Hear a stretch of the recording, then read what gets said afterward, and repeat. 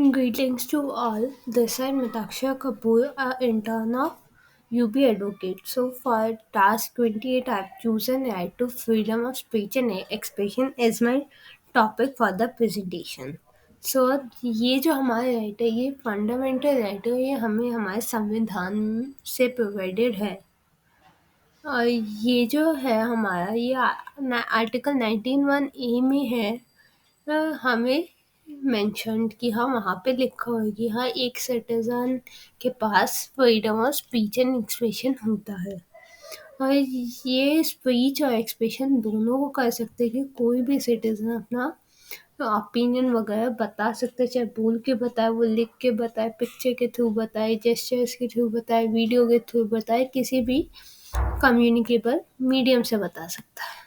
तो with passage of time जो Indian judiciary है उसने इसमें कुछ इसका स्कोप जो है वो थोड़ा एक्सटेंड किया और उसमें ये सब चीज़ें भी इंक्लूड किया अपने जजमेंट्स के through, like freedom of press, commercial speech, broadcast, information, criticize, expression beyond national boundaries, not to speak or right to silence।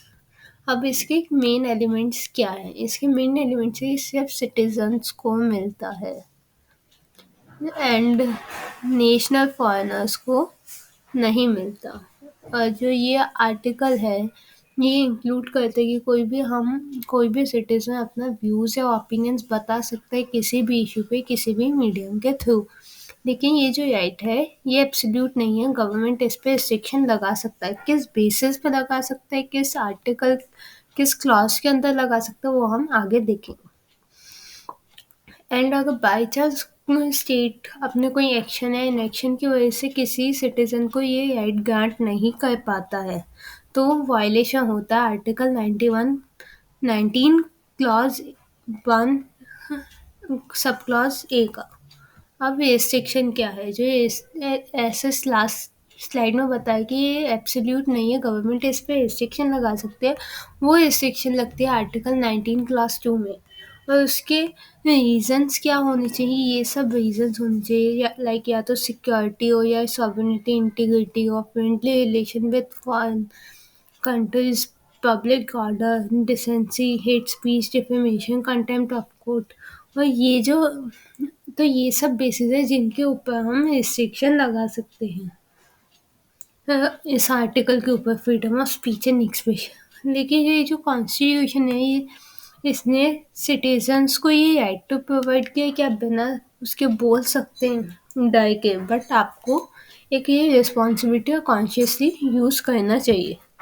तो अब लास्ट टॉपिक है इस वीडियो का, sedition and right to free speech and expression. तो sedition हमारा section 124A of IPC में penalise होता है, जिसका मतलब है कि कोई भी एक इंसान चाहे वो वर्ड्स के थ्रू हो, स्पोकन हो, किसी भी मोड के थ्रू अगर अटेम्प्ट करता है गवर्नमेंट के खिलाफ कि डिसअफेक्शन फैला दिया, हेट्रेट फैला दिया, कंटेम्प्ट कर दिया, तो वो पेनलाइज हो सकता है। अब सुप्रीम कोर्ट ने केदारनाथ में ये बोला कि कोई भी इंडिविजुअल अगर फ्री स्पीच और एक्सप्रेशन से वायलेंस या डिस्टर्ब करता है लोग का तो वो सेक्शन 124A में पेनलाइज हो सकता है। फिर आगे श्रेया सिंह वाले केस में ये बोलते हैं कि हम प्रॉक्सिमिटी देखें कि कितना क्लॉज है कि हाँ किसी ने अगर कुछ बोला है तो उसकी वजह से पब्लिक डिसऑर्डर हो, मतलब कितनी क्लोजनेस एक दूसरे में लाइक। लेकिन जो रियलिटी है उसमें ये देखा जाता है कि कंटिन्यूएशन है या बीच में कुछ ब्रेकआउट हुआ है। और जो रिसेंट केस था विनोद दुआ वर्सेस यूनियन ऑफ इंडिया, उसमें सुप्रीम कोर्ट ने अपहेल्ड किया कि जो जर्नलिस्ट का फ्रीडम है, मतलब जो जर्नलिस्ट है वो प्रोटेक्टेड है, कि उन्हें प्रोटेक्शन मिलना चाहिए सेडिक्शन रूल के अंदर। लाइक इसमें एक बीजेपी के लीडर ने हिमाचल प्रदेश के एफआईआर की थी विनोद दुआ के for criticising PM and union government on his YouTube channel. तो कोर्ट ने उस एफआईआर को क्वाश कर दिया था।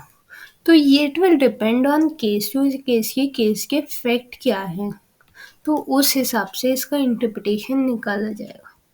Thank you. और इस पीपीटी का लिंक आपको डिस्क्रिप्शन में मिल जाएगा। Thank you.